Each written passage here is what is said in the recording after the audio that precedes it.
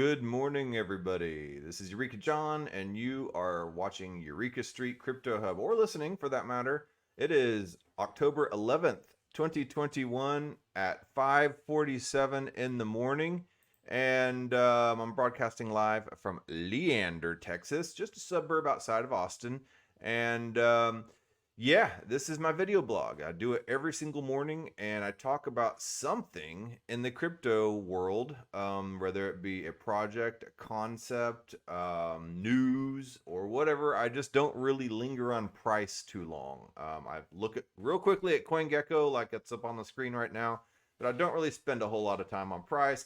I'm not a trader. I'm not a financial advisor. I'm not a teacher. I'm just a dude turning on a camera and talking about crypto and documenting the crypto space and my crypto journey.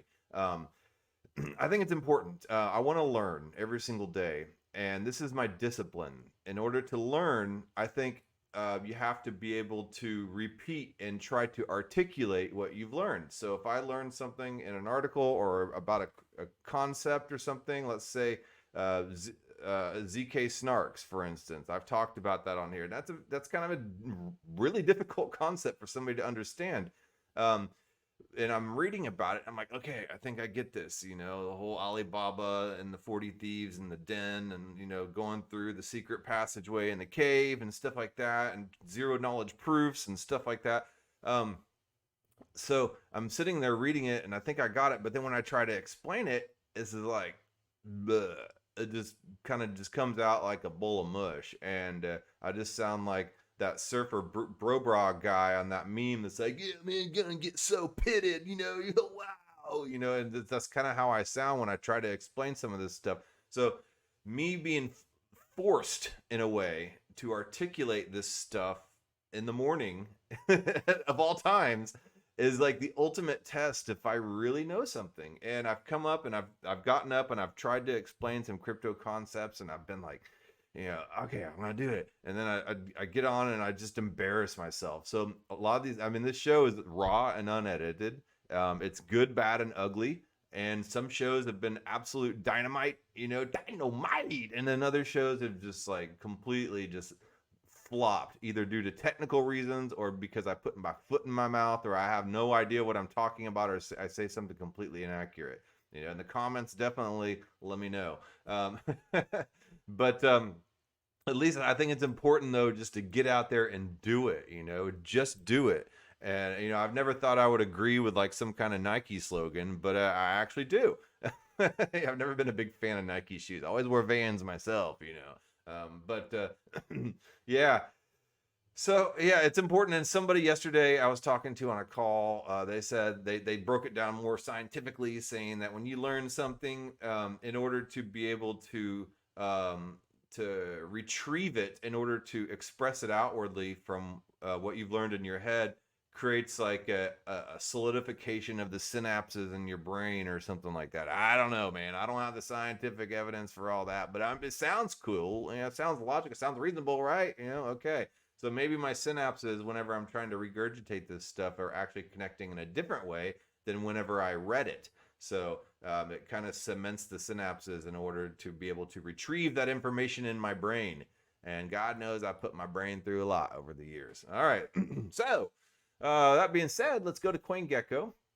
There's CoinGecko, CoinPaprika, CoinCodex, CoinMarketCap. Pick your poison. There's several others out there. I don't know. I'm not even going to go into all these, but these are the coin listings, and they usually go by market cap, or you can arrange them however you want. Large movers, recently added, different categories. You can customize them. They got the DeFi, the NFTs, all the rankings here. Portfolio. You can create your own portfolio.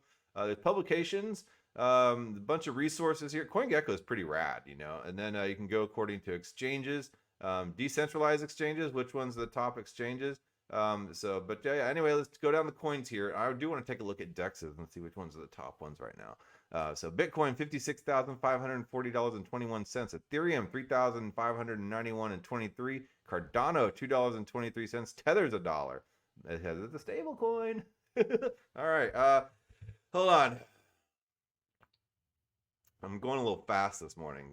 I don't know why. I just woke up, but got my kombucha here. I need to slow down, take a bite of my apple. slow myself down. Binance Coin, $420.42. XRP, $1.17. Solana, 150.95. Polkadot, 35.93. USDC is a stable coin, it's $1. The Doge, back down in 10th place at 23 cents. Terra, sniffing the butt of the Doge, coming up at $40.16. Shiba Inu, sniffing the butt of both of them. Another dog coming on up here. I don't welcome meme coins. I mean, yes, meme coins can be a great introduction for people into the crypto space. It could be a good reason for them to learn how to set up a wallet and to manage a wallet and to deal with private keys and stuff like that if they're using a decentralized format. However, most of these people are just probably using Robinhood or some centralized exchange. But, hey, I'm trying to find the silver lining here. But I think meme coins are pretty exploitative of the working class in a way. And they're kind of get people in this whole get rich quick mindset about crypto, which I'm going to talk about here today. With all this meme coin stuff, I found a great article to be able to talk about this whole get rich quick mentality that people have when they're trying to jump into the crypto space. Now, I did jump into the crypto space in order to make some money, but that was back a few years ago in 2018, and I was desperate. I was absolutely broke. I was about to lose my house, and basically I just wanted some beer money too at that point. I used to drink back then. I don't anymore, and it turned into opening up a Pandora's box, but a good Pandora's box, in which I learned about blockchain, SHA-256. I learned about decentralized technology. I learned about Ethereum and DeFi being built on Ethereum. I learned about what accredited investors are and how to circumvent the credit system and the accredited investor system through DeFi. I learned how to yield farm and how to aggregate liquidity pool tokens. I mean, there's just so much going on in crypto and so much to learn. It's once the genie is out of the bottle, I cannot put it back in, and I don't want to put it back in. The genie's my friend now. Crypto's the genie, and I'm learning so much, and it is absolutely amazing. And it's not about making money for me anymore. I have a job, right? I contribute to the GDP. I go down to my job 8 to 5 every day. To my centralized job, I have my benefits, whatever. But I mean, I would love to jump into full-time DAO and full-time crypto, and that's what I'm working towards. But until then, I'm enjoying the stability of my job while I'm learning all about this crypto space. And I've been doing this show for a year now, coming up October 24th, and I've learned so much through my research and through talking to people, talking to DAOs, and then having guests on the show. So yeah.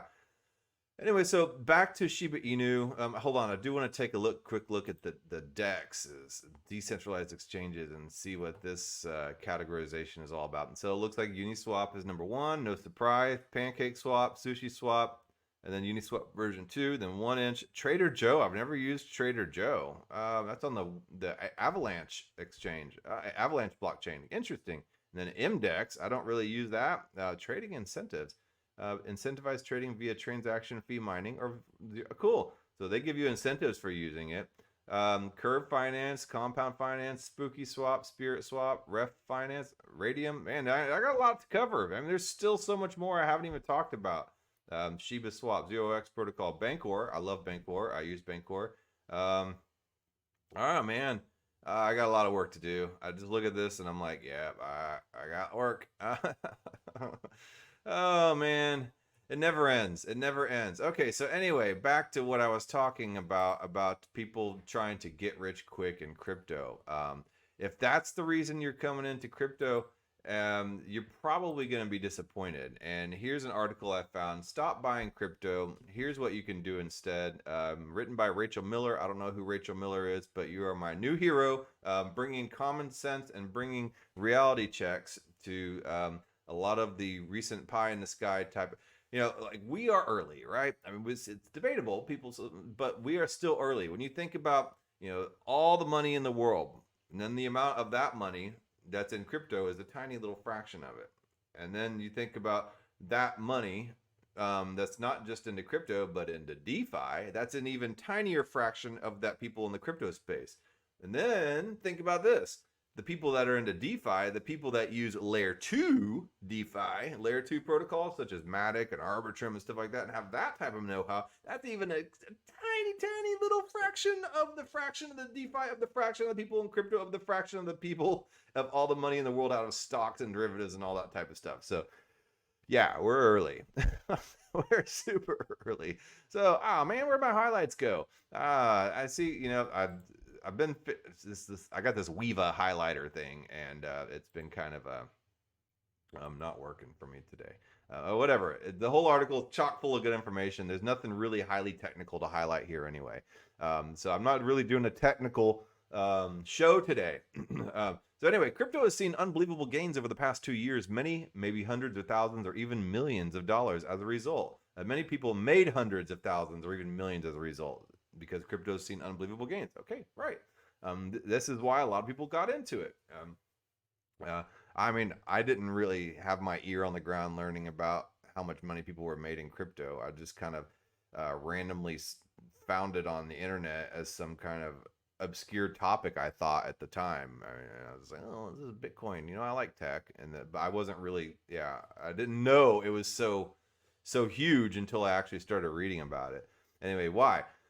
There have been trillions of dollars being printed during the past year and a half, and as a result, there have been record highs in the stock market. Yep, the impact of that all of this has had on the crypto space was even bigger, leading to astronomical highs. And that was back in 2017. And a lot of that high back in 2017 was on retail speculation. It was all retail speculation for the most part. And what happened whenever that retail speculation hit a peak and then somebody popped that bubble and it all came crashing down. And there was no institutional investment. Now we are in institutional investment. I hate to say it's different this time, but it's really different this time. We have institutions sitting here turning an eye to crypto. We have the regulators sitting here being like, hey guys, I don't know if we can do another one of those 2017s without us being involved. They want a piece of the pie. The banks are starting to quake in their boots as who was it that said that? The ARK investment lady, not Lynn. What's her name? Cynthia, Kathy, something like that. Anyway, she was on Bankless, and she's saying that the banks are starting to get nervous. And you see that MetaMask, Consensus. So Consensus made they made MetaMask. Well, they're right here actually. MetaMask surpasses 10 million MAUs, making it the world's leading non-custodial crypto wallet. See, I have a long way to go. Just a year and a half ago, I didn't even know what an index fund was. All right, so I'm jumping all into this as a total noob. So they surpassed 10 million. I don't know what MAUs, monthly active users. That's it. 10 million monthly active users, making it the world's leading non-custodial crypto wallet. And when you see here, look at this, monthly active users. So anyway, Consensus made the MetaMask wallet. MetaMask wallet is essential for Web 3.0, for DeFi applications. Let me see here if I can show you at the top of the screen what a MetaMask wallet is. It sits in your browser, and it's just right there, right in your browser, that little fox icon, and you can open that up, and you can see a MetaMask, and that's your wallet, and your keys, and your private keys, and your public keys, and it connects you to any Web 3.0 app that's connected to the blockchain, right? And so they made that, and then Consensus also bought JP Morgan's Quorum blockchain. So JP Morgan created their own blockchain. It got bought by MetaMask. I mean, it just goes to show that my whole point about banks starting to get involved in crypto and wanting to get a piece of that pie. The drivers behind MetaMask growth, exponential growth, has been tracked closely with that of Ethereum in 2019. $2 billion in crypto assets were committed to DeFi. Today, Ethereum supports a flourishing decentralized financial ecosystem of over $80 billion in assets under management. And this article was written in August 31st, 2021. So yeah, and then look at the geography here. A lot of people in the Philippines and Vietnam are the #1 MetaMask users. So they're highly into DeFi. And then so it goes into non-custodial wallets versus custodial wallets. Custodial wallets is something you would see on like BlockFi, Celsius, Nexo. they own the keys to your crypto. And in a lot of cases, when you put your money up on those wallets or centralized exchanges such as crypto.com and uh, Coinbase and stuff like that, those are custodial wallets. They own the keys to your crypto. Non-custodial wallets are when you own the keys to your crypto, and that's how you connect things like DEXs, the decentralized exchanges that I pulled up earlier on CoinMarketCap. Anyway, back to this article. I kind of got sidetracked. I do that. Um, so yeah, there have been trillions of dollars printed in the last year and a half, and as a result, there have been record highs in the stock market. So it looks like we're about to witness yet another bull cycle, which could lead to another astronomical run for crypto. So Bitcoin halves every 4 years, and then it usually leads to a bull cycle, usually around 18 months after the last halving. Well, the last halving was about 18 months ago. It was May of 2020. So let's see here: May, June, July, August, September, October. So yeah, we're in the 17th month after the halving. And the halving usually happens around 18 months, and the bull cycle after the halving. So yeah, next month is going to be 18 months. So I'm not going to sit there and place bets on it because I don't gamble. But I am into cryptocurrency, but I don't gamble. So toxic mindsets in the crypto world. However, you should be aware of the toxic mindsets that many crypto investors have. The truth is that if you're investing in crypto with the hopes of getting rich, it's most likely not going to happen. All right, so listen to that. It's not going to happen if that's what you're jumping into crypto for. So let's see why. Let's look at the vast majority of people who made a lot of money from crypto, life-changing money to be precise. These people were either already rich or they were at least financially well off in the first place. So in a lot of cases, you gotta, in order to make money, you gotta have money. I was absolutely broke. I've had to hustle. I worked my 8 to 5 job. At that point, whenever I was first getting into crypto, I was not really stable at all. Like I could not pay my bills, and so I was just putting in a few dollars here and there whenever I could. Nothing that would make any dent in anything, but basically I was just learning protocols in the crypto space. You need to keep in mind that when these people invested in crypto, these rich people or well-off people, it was considered to be very risky and highly speculative, and it still is. I ain't gonna lie about that. That was the case in the beginning, and a lot of people could still argue that that is still the case, especially when you get into some of these layer 2 platforms. I've played around on some of these Matic janky, high yield DeFi stuff just to learn them and just to see what it's all about, and I've gotten a rug pulled. I've gotten into something and tried to get some support in a Telegram chat room from some layer 2, high yield thing, and I basically got cussed out for being a noob and all this stuff, and told to go F myself and stuff like that. So it's still a risky place. And you talk about Janet Yellen. Who would you rather trust? The shadowy super coders or the big banks who are all stable? Honestly, I'd trust the shadowy super coders because crypto is still a community. It may be a risky asset, but it's still a community. And if you go on crypto Twitter with any type of weird, janky stuff, trying to talk some smack or push or shill something or do something that'll scam people, everybody's going to get wind of it real quick, and you'll get a bad reputation. And then also I've seen good things happen in the crypto space, in the crypto community. For instance, when Alchemix made a mistake in their code and it immediately dumped a lot of cash to their community that was unintentional, they were like, oh guys, this was a mistake. So they sent out an announcement to their community, and most of that money got returned.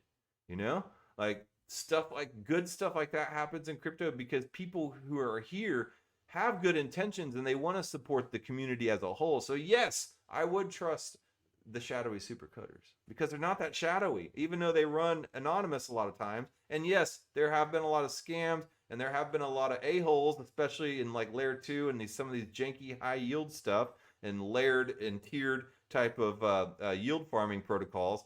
But overall, there's a lot of really good intentioned people out there that will help you out. And I've witnessed that firsthand.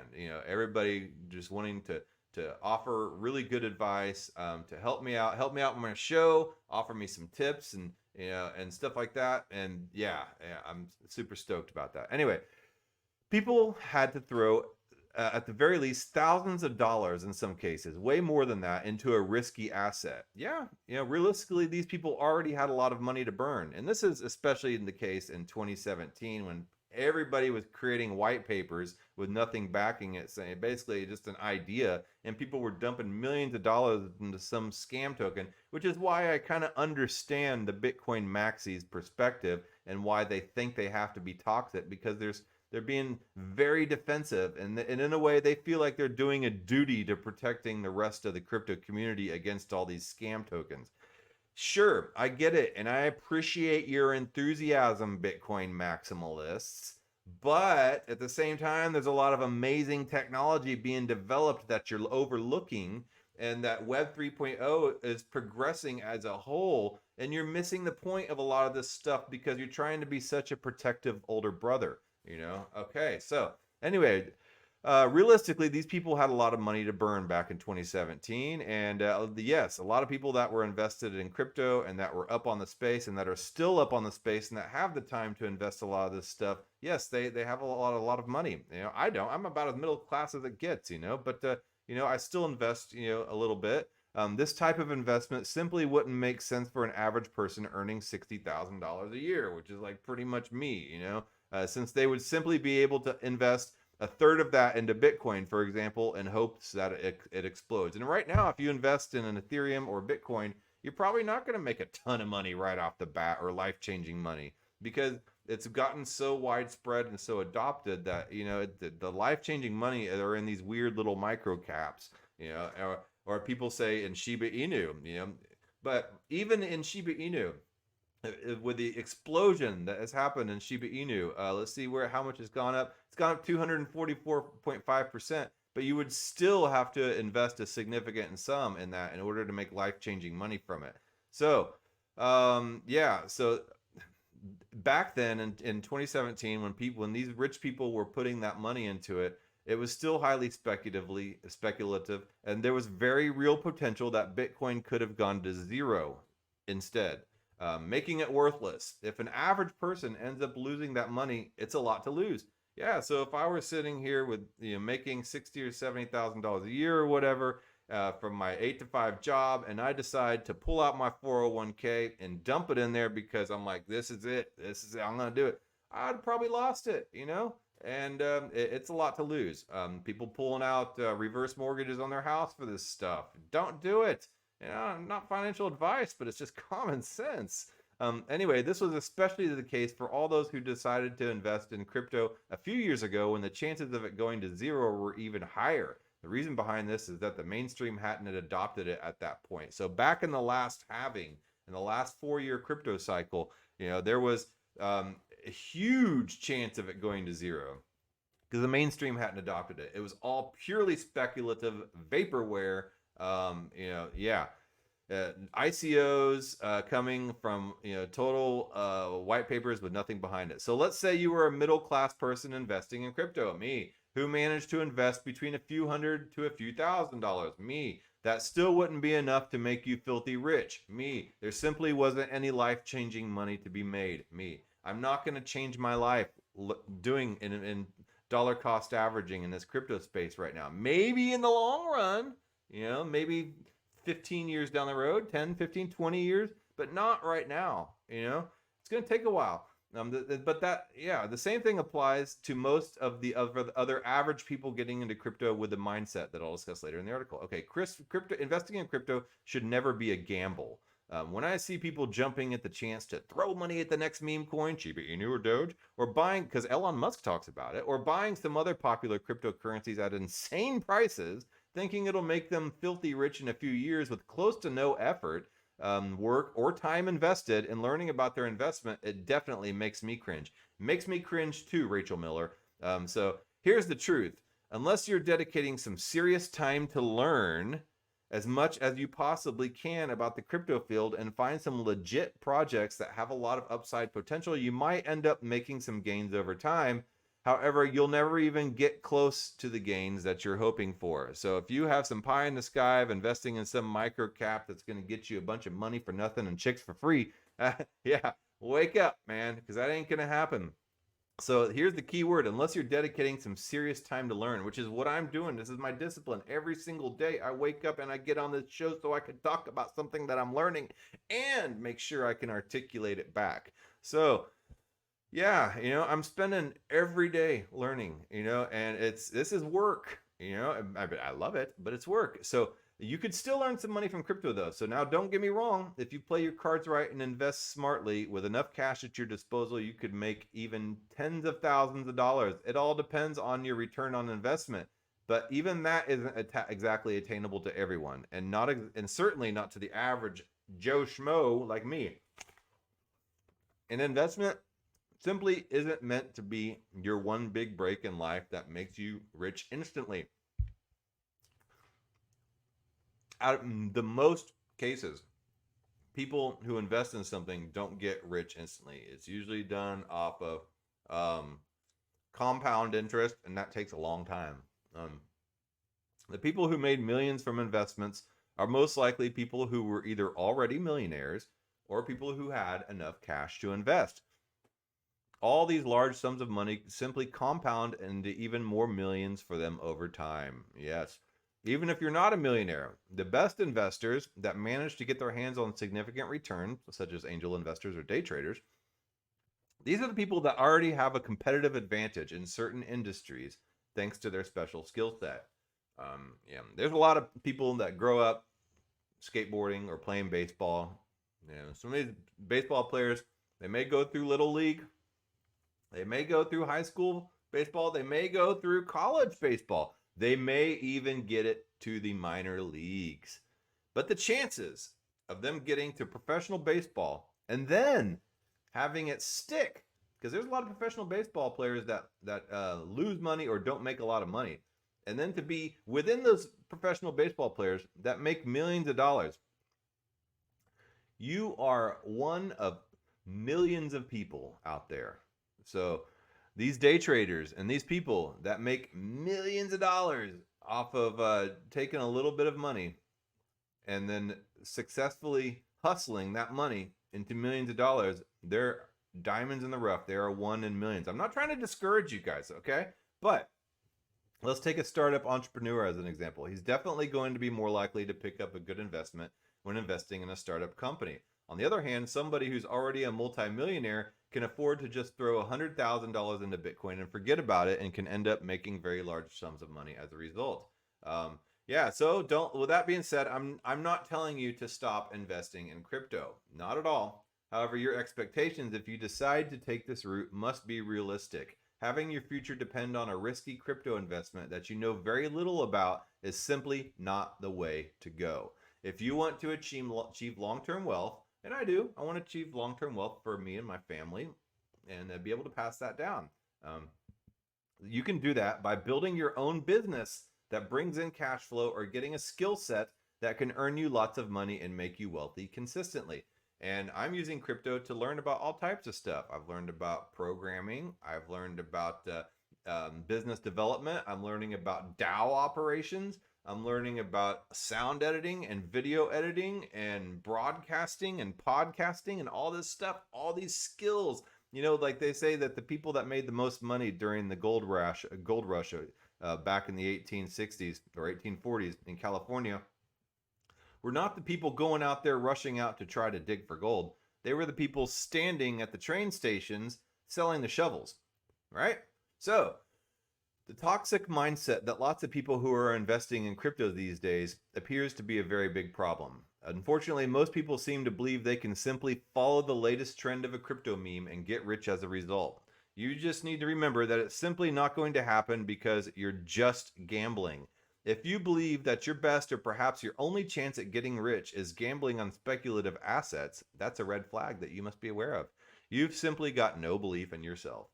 So, here's what you should try if you want to become wealthy. Remember that the real way to get wealthy is by developing businesses and skills, and that then can make you money for many years to come.